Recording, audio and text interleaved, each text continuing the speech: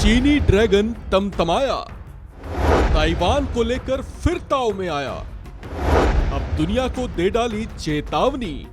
चीन का गुस्ताख अंदाज लगातार बढ़ता जा रहा है। पिछले दिनों ताइवान को लेकर अमेरिका ने उसकी हेकड़ी निकाली तो उसकी तिलमिलाहट वो दुनिया के देशों पर निकाल रहा है। तिब्बत की ही तरह वो ताइवान को भी हड़प जाने की मंशा पाले बैठा है।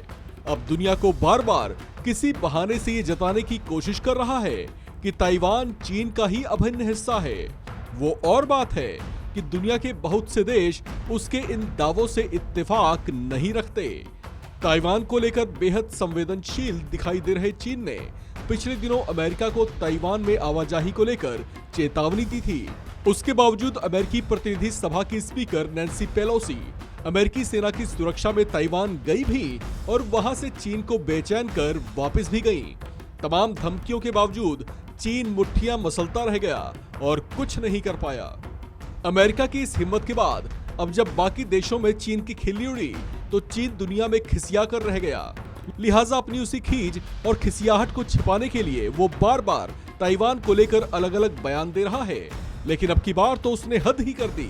उसने दुनिया के देशों को धमकी भरे लहजे में कह दिया है कि अगर ताइवान को लेकर कोई देश अमेरिकी राजनीतिक स्टैंड का पालन करेगा तो उसे गंभीर परिणाम भुगतने पड़ जाएंगे। चीनी विदेश मंत्री वांग यी की ओर से जारी एक बयान में कहा गया है कि कुछ देश राजनीतिक स्वार्थ के लिए काम कर रहे हैं और यह चीन के साथ संबंधों की नींव को गंभीर रूप से कमजोर कर सकता है। साउथ चाइना मॉर्निंग पोस्ट की एक रिपोर्ट के मुताबिक चीनी विदेश मंत्रालय ने एक बयान में कहा कि वांग ने मलेशिया, दक्षिण कोरिया और नेपाल के विदेश मंत्रियों के साथ हाल के दिनों में 3 अलग-अलग बैठकों के दौरान अपना ये संदेश दिया।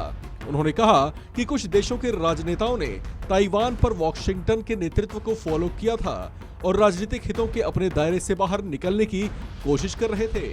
चीनी विदेश मंत्री वांग यी ने इन बैठकों में कहा कि चीन के साथ उनके संबंधों पर गहरा असर पड़ सकता है और चीन के साथ उनके संबंध भी बिगड़ सकते हैं। चीनी विदेश मंत्री ने ताइवान में आजादी समर्थक ताकतों से हालात को गलत तरीके से न समझने और उसकी क्षमता को कम आंकने से बचने की अपील की है।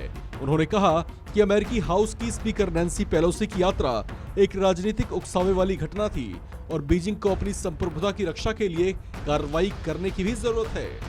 आपको बता दें कि ताइवान खुद को हमेशा से एक अलग देश बताता रहा है और दुनिया के कई देश भी उसे एक स्वतंत्र देश के तौर पर मान्यता देते हैं।